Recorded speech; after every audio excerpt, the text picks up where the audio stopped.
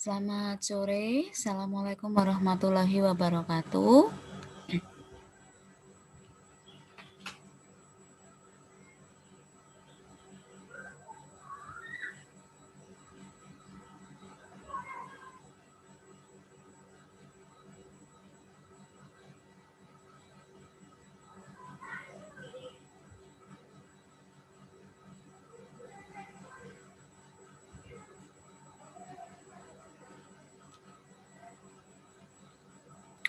Bahasa Indonesia untuk kelas sore ini pertemuan kedua tentang materi yang akan saya sampaikan terkait dengan sejarah singkat, kemudian hakikat kedudukan dan fungsi bahasa Indonesia.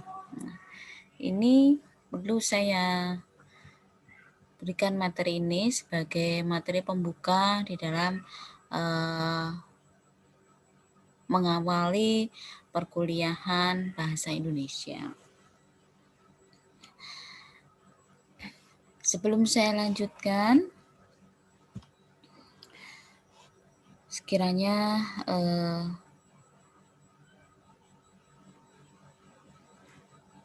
untuk mahasiswa kelas sore dimanapun Anda berada, semoga selalu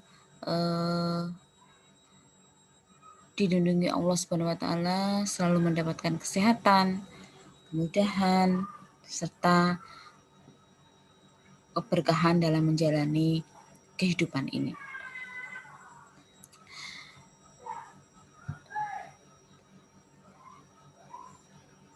Sejarah bahasa Indonesia.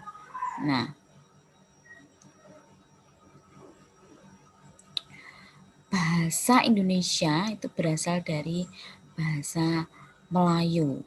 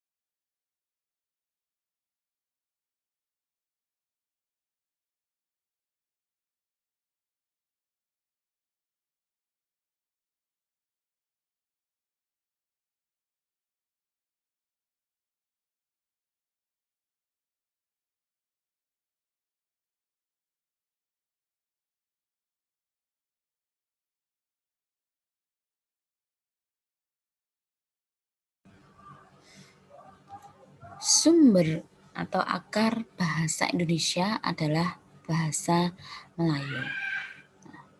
Bahasa Melayu dipakai di Nusantara diketahui dari prasasti-prasasti yang ditemukan. Nah, prasasti itu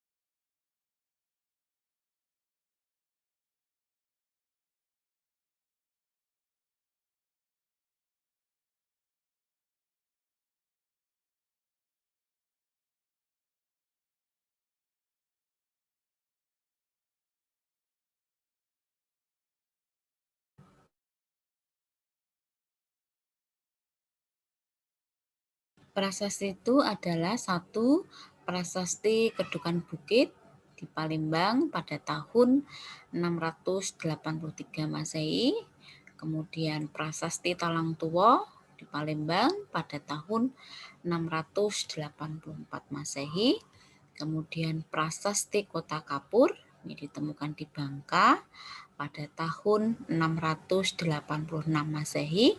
Kemudian prasasti Karangbrahi ditemukan di Jambi pada tahun 680, mohon maaf, pada tahun 832 Masehi.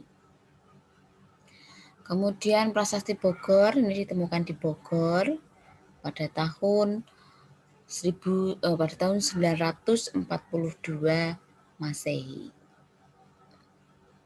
Nah, bahasa Indonesia lahir pada tanggal 28 Oktober pada tahun 1928.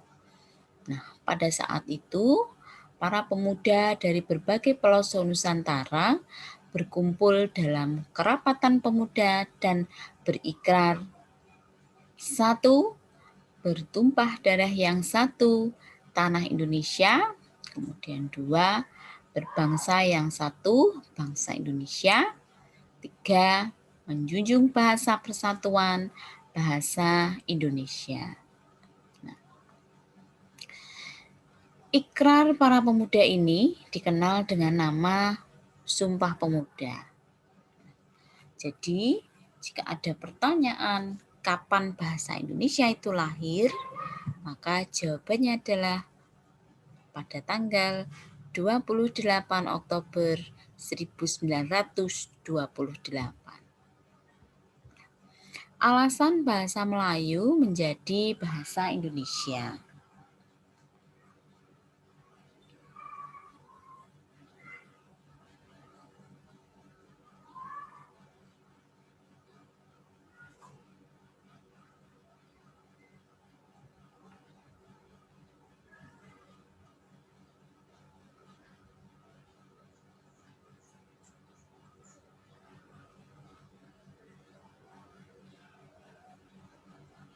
Yang pertama adalah bahasa Melayu merupakan lingua franca. Kemudian yang kedua, sistem bahasa Melayu sederhana karena tidak mengenal tingkatan bahasa. Dan yang ketiga, adanya kerelaan suku-suku bangsa yang ada di Nusantara memakai bahasa Melayu menjadi bahasa Indonesia.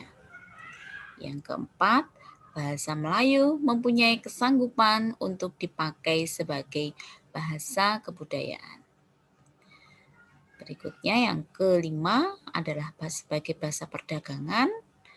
Dan yang keenam, bahasa Melayu itu dipakai oleh kerajaannya di lingkungan kerajaan.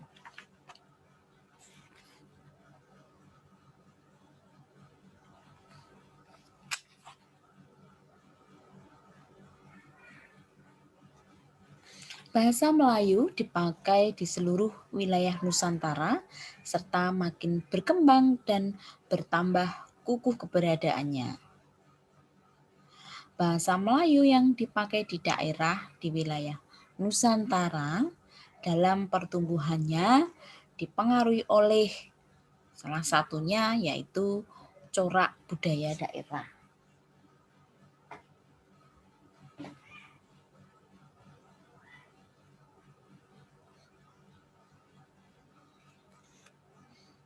Bahasa Melayu menyerap kosakata dari berbagai bahasa, terutama dari bahasa Sanskerta, bahasa Persia, bahasa Arab, dan bahasa-bahasa Eropa.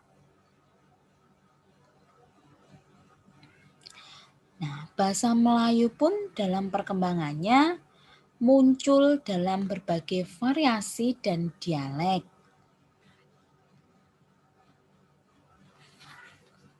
Jadi tentang pemilihan bahasa Melayu sebagai bahasa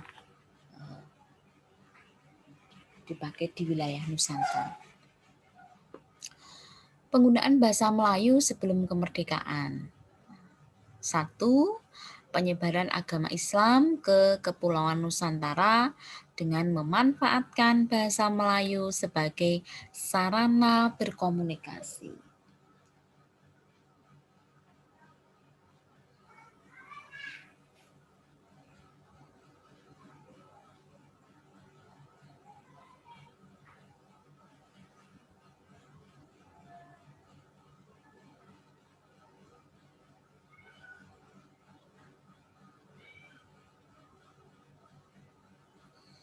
Yang kedua, dengan berdirinya organisasi Budi Utomo pada tahun 1908.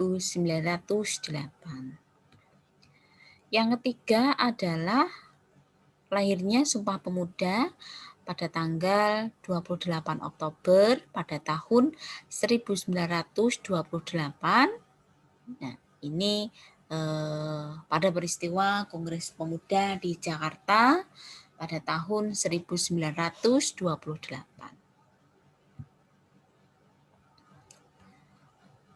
Penggunaan bahasa Melayu setelah kemerdekaan.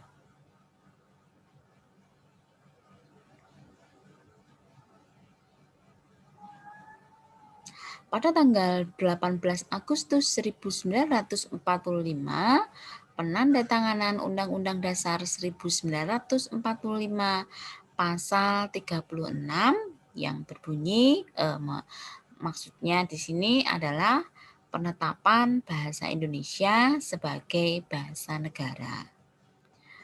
Kemudian peristiwa yang kedua setelah kemerdekaan yaitu pada tanggal 19 Maret 1947 peresmian penggunaan ejaan Republik atau ejaan Suwandi mengganti ejaan Van Ophusen yang berlaku sebelumnya.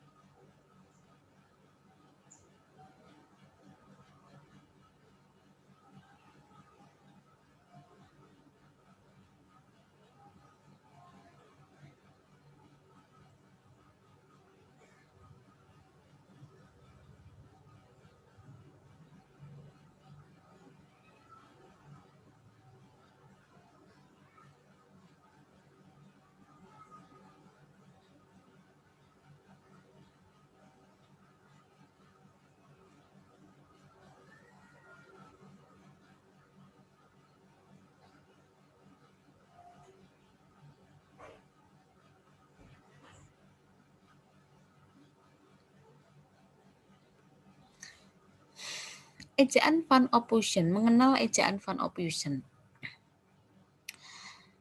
Pada ejaan Van Ophusen masih menggunakan huruf J untuk bunyi huruf Y. Yang kedua, masih menggunakan huruf OE untuk bunyi huruf O. Yang ketiga, masih menggunakan tanda diakritik seperti koma ain dan huruf K ditulis dengan tanda apostrof atau petik satu pada akhir kata. Yang keempat, huruf C ditulis dengan TJ. Yang kelima, kata ulang diberi angka 2, misalnya jalan-jalan. Kemudian yang keenam, kata majemuk dirangkai ditulis dengan 3 cara.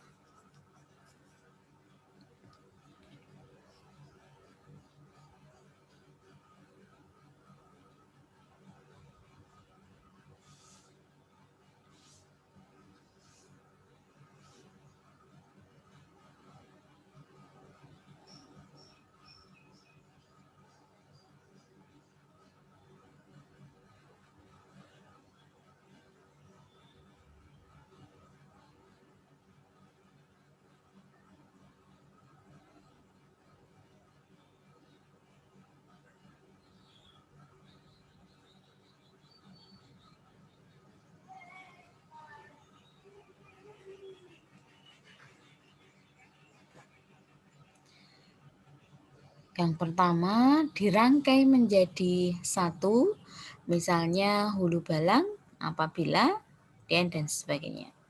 Yang kedua, dengan menggunakan tanda penghubung, misalnya rumah sakit. Nah, ini diberi tanda penghubung. Yang ketiga, dipisahkan, misalnya anak negeri dan sebagainya.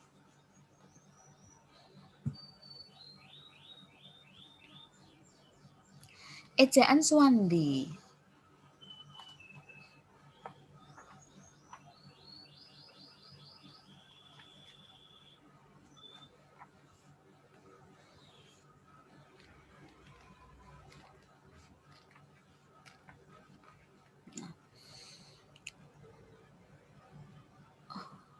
Aturan di dalam ejaan Swandi,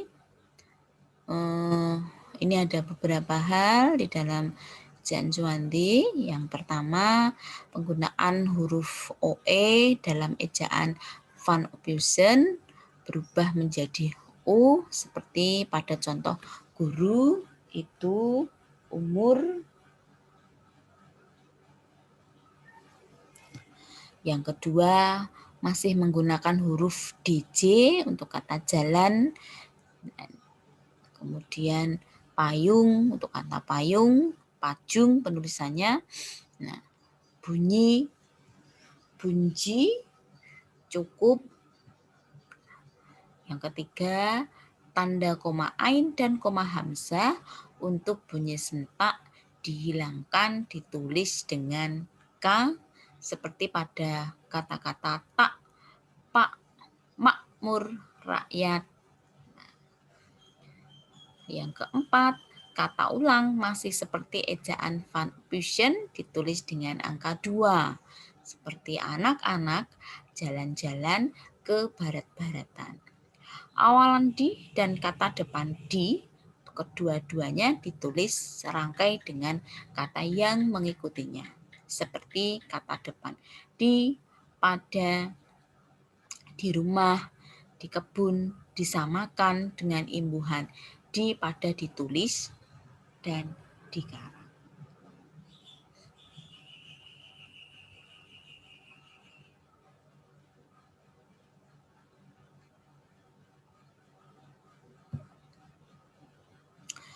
Berikutnya, huruf E keras dan E lemah ditulis tidak menggunakan tanda, misalnya ejaan seekor dan sebagainya.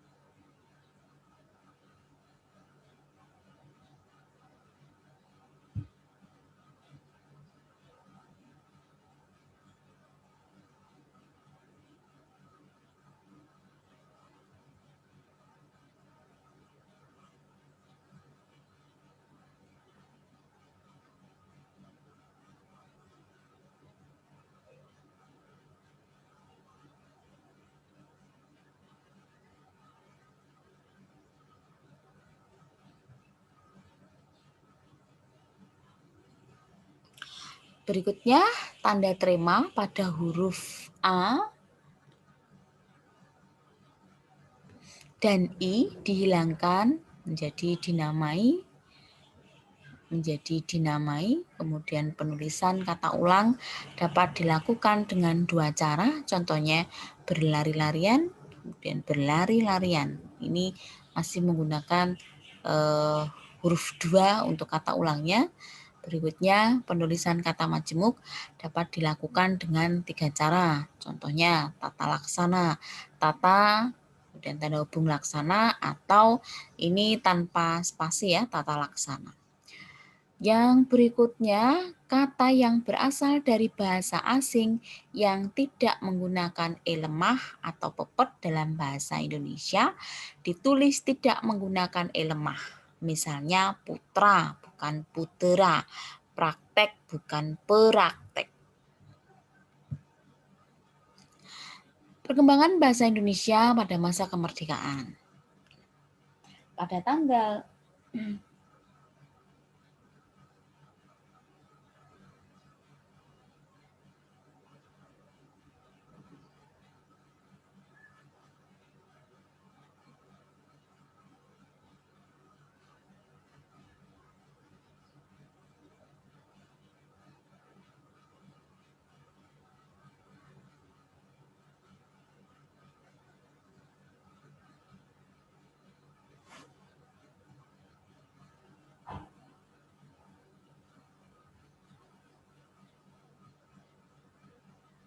Pada tanggal 16 Agustus 1972, Presiden Republik Indonesia meresmikan pemakaian ejaan bahasa Indonesia dan pembentukan istilah.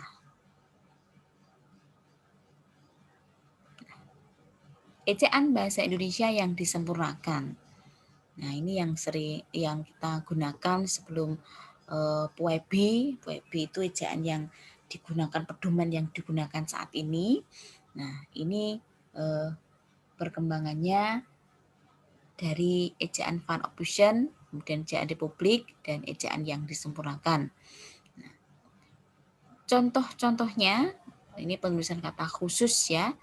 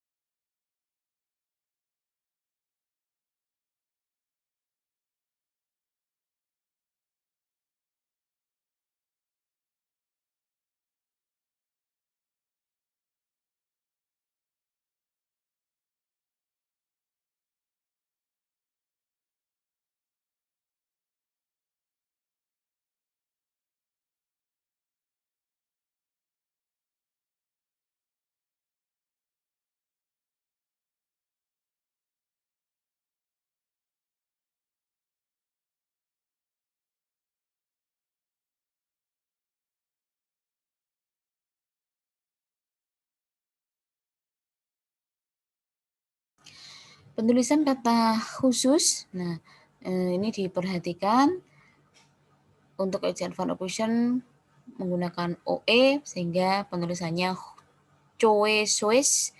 Pada ejaan ejaan Swandi atau Republik ini sudah menggunakan U, khusus. Nah, untuk ejaan disempurnakan khusus. Maklum, maklum. Nah, ini menggunakan koma ain ya. Kemudian jakni, jakni, yakni. Pajuang, pajung, payung. Cucu, cucu, cucu. Cuwe, cuwe, cucu, cucu. Hakikat bahasa Indonesia. Nah, jadi pada hakikatnya bahasa itu merupakan alat untuk berkomunikasi. Bahasa merupakan alat untuk berkomunikasi dan mencirikan dirinya serta membedakannya dari makhluk yang lain. Sifat atau ciri yang hakiki dari bahasa itu sendiri. Ada 12 ciri.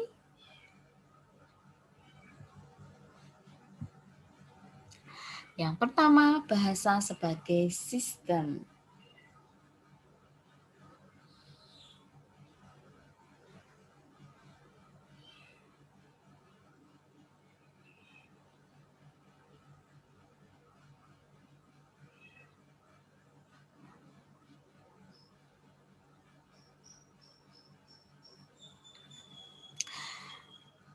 Sebagai sebuah sistem, bahasa itu sekaligus bersifat sistematis. Yang kedua, bahasa sebagai tanda. Nah, tanda adalah hal atau benda yang mewakili sesuatu atau hal yang menimbulkan reaksi yang sama bila orang menanggapi. Nah, menanggapi dengan cara melihat, mendengar,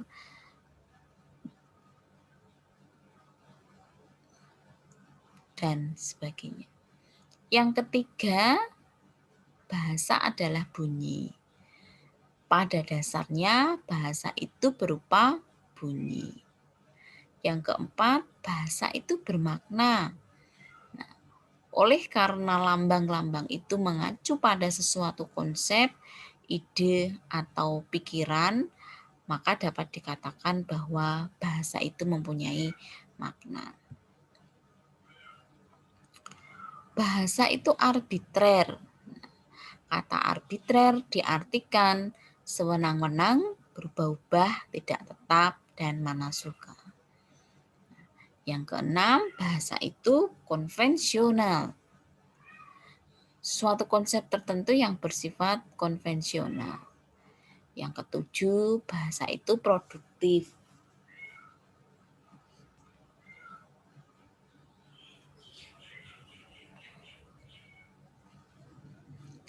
Maksudnya adalah, walaupun unsur-unsur bahasa itu terbatas, tetapi dengan unsur-unsur yang jumlahnya terbatas itu dapat dibuat satuan-satuan bahasa yang jumlahnya tak terbatas. Yang kedelapan, bahasa itu unik. Memiliki keunikan artinya mempunyai ciri khas yang spesifik yang tidak dimiliki oleh yang lain. Yang kesembilan, bahasa itu universal.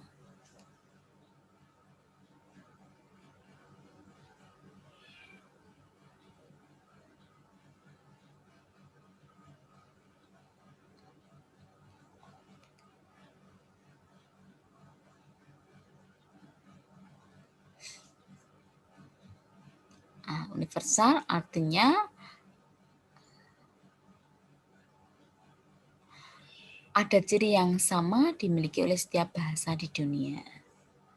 Yang ke-10, bahasa itu dinamis. Artinya bahasa itu tidak lepas dari berbagai kemungkinan perubahan sewaktu-waktu yang dapat terjadi. Yang ke-11, bahasa itu bervariasi. Jadi memiliki ciri khas ya. Mohon maaf, bervariasi itu beraneka ragam maksud saya. Ada yang berpendidikan, ada yang tidak. Ada yang berprofesi, ada juga yang tidak. Tentu karena latar belakang inilah sehingga menyebabkan tidak sama, maka bahasa yang mereka gunakan juga beragam. Yang ke-12, bahasa itu manusiawi. Maksudnya adalah alat komunikasi manusia yang namanya bahasa ini hanya milik manusia dan hanya dapat digunakan oleh manusia.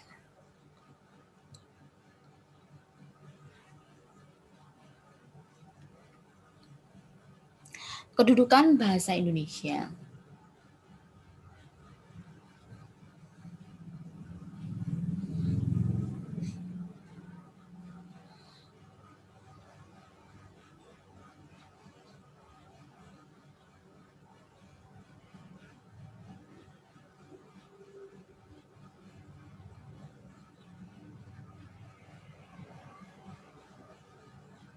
Bahasa Indonesia memiliki kedudukan yang sangat penting yang tercantum di dalam 1. Ikrar Ketiga Sumpah Pemuda pada tahun 1928 dengan bunyi, kami putra dan putri Indonesia menjunjung bahasa persatuan bahasa Indonesia. Yang kedua, Undang-Undang Dasar Republik Indonesia 1945 bab 15 tentang bendera, bahasa, dan lambang negara serta lagu kebangsaan. Pasal 36 menyatakan bahwa bahasa negara ialah bahasa Indonesia. Dengan begitu, kedudukan bahasa Indonesia ini dibagi menjadi 2, bahasa nasional dan bahasa negara. Bahasa nasional sebagai lambang kebanggaan nasional, sebagai lambang identitas nasional. Yang ketiga sebagai alat pemersatu, yang keempat sebagai alat penghubung budaya antar daerah. Yang sebagai bahasa negara, bahasa resmi kenegaraan. Yang kedua, bahasa pengantar resmi di lembaga-lembaga pendidikan. Yang ketiga, bahasa resmi di dalam perhubungan pada tingkat nasional untuk kepentingan perencanaan dan pelaksanaan pembangunan serta pemerintah. Kemudian yang keempat, bahasa resmi di dalam pengembangan kebudayaan dan pemanfaatan ilmu pengetahuan serta teknologi modern. Fungsi bahasa Indonesia. Nah, ada fungsi sebagai alat kontrol sosial, alat integrasi atau penyatuan, kemudian alat untuk beradaptasi, alat untuk berkomunikasi, dan alat untuk mengungkapkan perasaan atau ekspresi diri.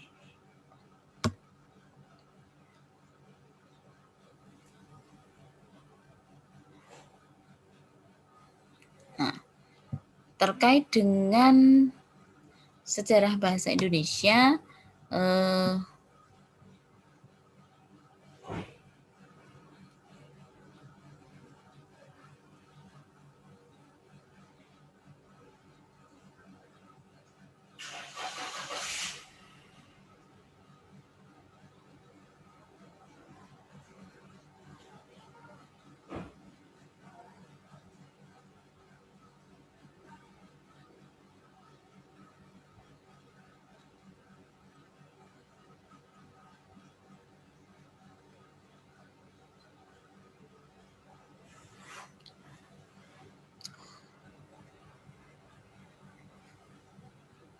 tidak ada pertanyaan. Nah, baik, saya cukupkan untuk materi kedua tentang sejarah bahasa Indonesia. Saya akhiri pertemuan sore ini. Selamat sore. Assalamualaikum warahmatullahi wabarakatuh.